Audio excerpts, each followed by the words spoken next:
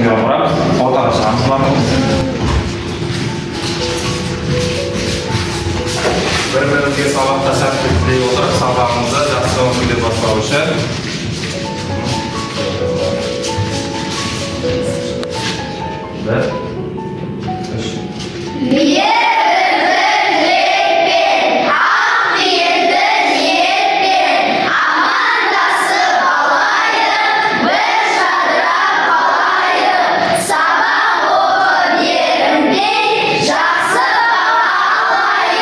жарайсыңдар, тамаша. Жақсы отырамыз балалар.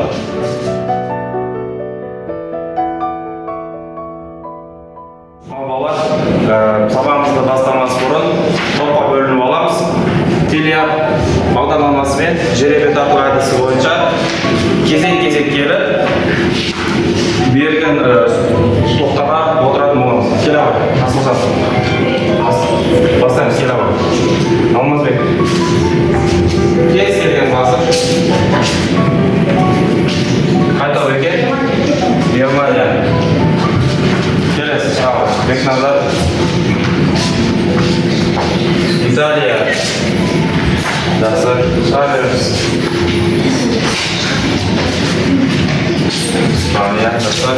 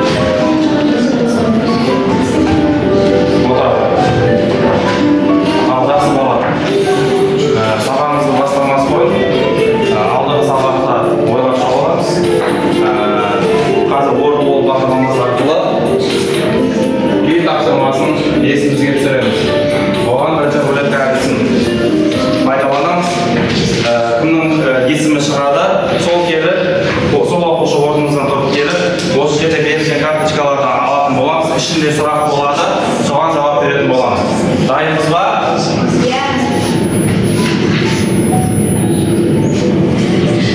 Алдымен бастайын балалар, қараймыз. Айзесін, келе ғой.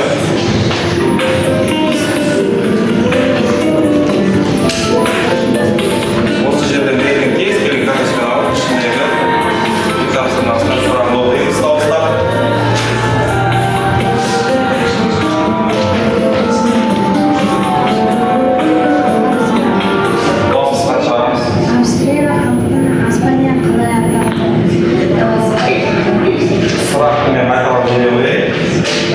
Австрия халқының аспабы қалай аталады? Жақсы сұрақ екен. Айсесін жауап береміз.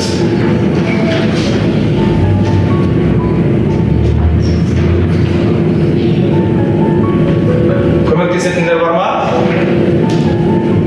Фатима? Жақсы. Айсесінге біз кері байланыс береміз ба балалар? Қандай? Әлі де талқын берген. Кері байланыс беретін боламыз. Жақсы отыра ғой. Ал Фатимаға бізде дұрыс жауап бергені үшін жарайсың деген. Жақсы, келесі. Бізде кім шығады екен келесі?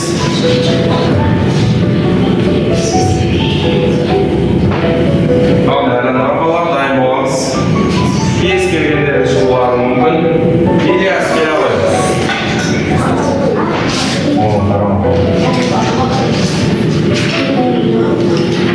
Неміс халқының не? Полька, Рейнлендер. Жақсы, Рейнлендер және Полька. Кері байланыс береміз ба? Жақсы, керемет. Отыра ғой.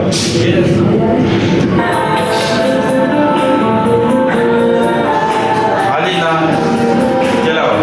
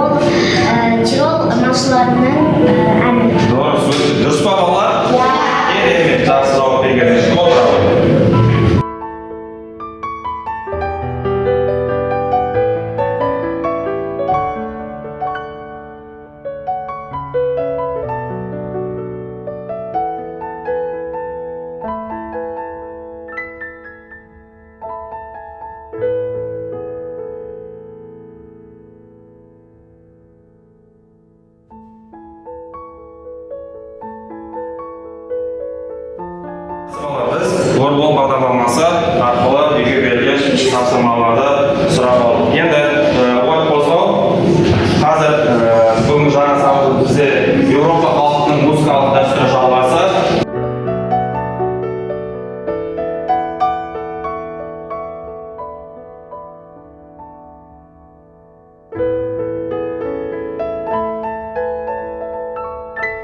Алдыңғы сабақта біз қай халықтарды өткен болатынбыз, кім айтады? Айтады. Австрия және неміс халқы. Жақсы, Австрия және неміс халқы. Бүгінгі сабақта біз Италия және Испания халықтарының музыкалық дәстүрімен танысатын боламыз. Италия халқы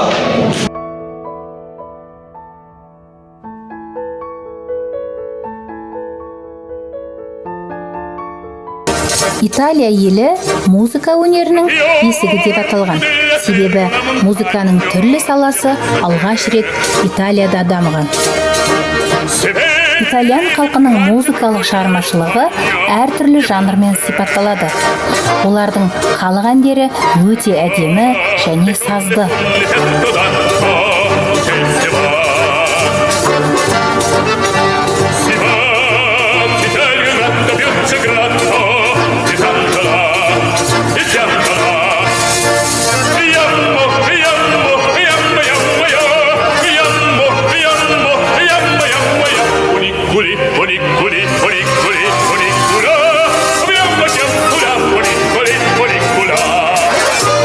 Әндердің ырғағы мен мазмұны Италия жеріндегі аймақтардың ерекшелігіне байланысты.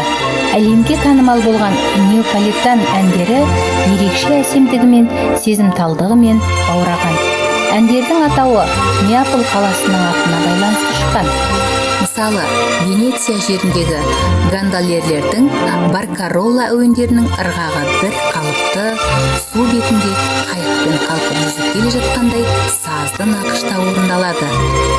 Көптеген танымал классикалық композиторлар итальян әндерінің әсемдігіне таң қалып, өздерінің шығармаларында пайдаланған. Солардың ішінде француз композиторы Жак Оффенбах Гофман ертегілері операсында Баркаролла нақышында музыка жазған.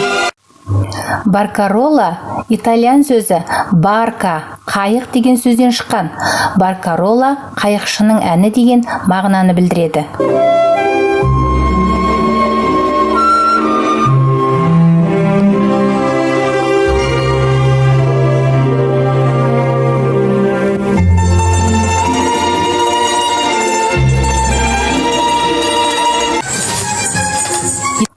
Тарантелла итальян халық биі. Гитара, тамбурин, кастанет аспаптарының сүйемелдеуіменен орындалады. Итальян халқы мейрамдарда, демалыста әртүрлі ұлттық музыкалық аспаптарда ойнайды. Солардың ішінде китарон, мандола, мандолина, тамбурин, кастанет музыкалық аспаптары ең көп қолданылады. Испан халқының музыкасы өте көне заманнан бастау алған. Халықтың өмірінде ән мен би ерекше орын алады. Мысалы, Андалузия жерінде туындаған фламенко жанры дәстүрлі андалуз халық музыкасына жатады. Испания және Италия халықтарының музыкалық аспаптарымен танысатын боламыз.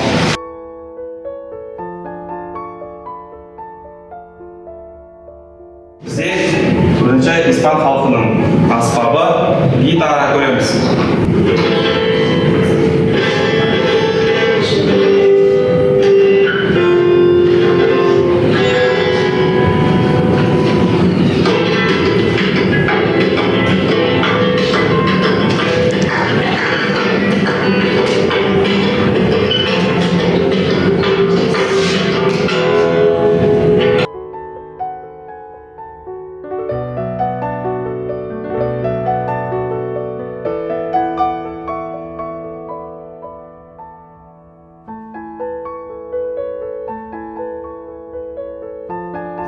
Екінші тапсырма топтық жұмыс.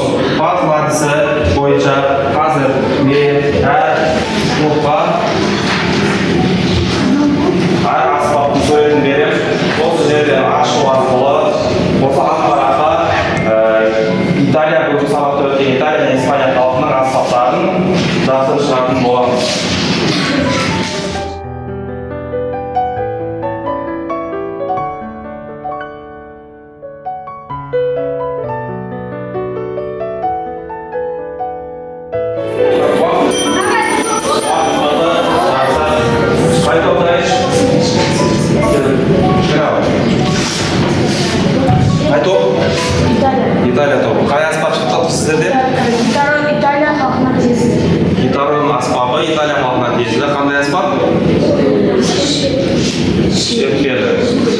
Жақсы, отырамын. Келесі топ бізде шоколадке шығамыз. Біз Италия тобына кері байланыс береміз ба балалар? Жақсы, жарайсың. Сасамет аспабы бұл аспап Италия халқына тиесілі. Италия және Испания халқына тиесілі. Жақсы, жарайсың. Дұрыс па балалар? Иә. Жақсы, отырамын. Келесі бізде үміт Германия тобынан шығады. Бұл гитара аспабы, ол Испания халқына тиесілі. Ол Қандай аспап? Қалай орындалады? ол шерту. Жақсы, қалады. Дұрыс па балалар? Иә. Жақсы, отырамын. Жарайсыңдар балалар. Мен барлық топтарға кері байланыс беріп өтейін. Шұғыла жақсы айтып шыққаны үшін топқа жарайсың. Италия тобы жақсы жарайсың. Және Германия тобы жарайсыңдар балалар. Сізге келесі тапсырма сәйкестендіру. Кестеде берілген бүгінгі сабаққа қатысты бүгінгі сабаққа қатысты орындап шығамыз. Бұл жұптық тапсырма кері байланысты бір топты бір-біріне беретін болады. Екеуіңізге.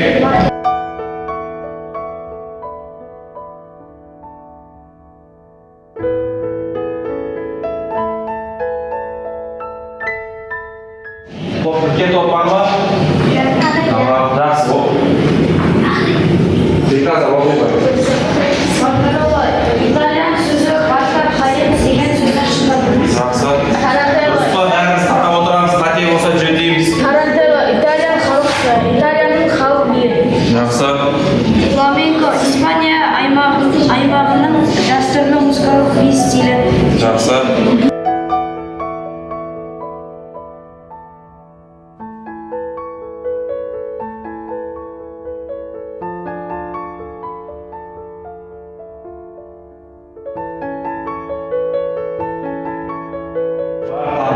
Жауабымыз бірдей, дұрыс екен. Бізге келесі тапсырмамыз бекіту. Испан халқының до ре ми әнін үйренеміз. Кітапта 72-ші бетті ашамыз. Испан халқаны дауыстатып жасаймыз, жаңа ән үйренеміз. Тамақты бекітеміз. Дауыстатып жасаймыз, дұрыс отырамыз. Әдетпеңізде қалай отырамыз? Екі болседі. Дауыстар толып қайталаймыз. До, ре, ми, фа, соль, ля, си, до, си, ля,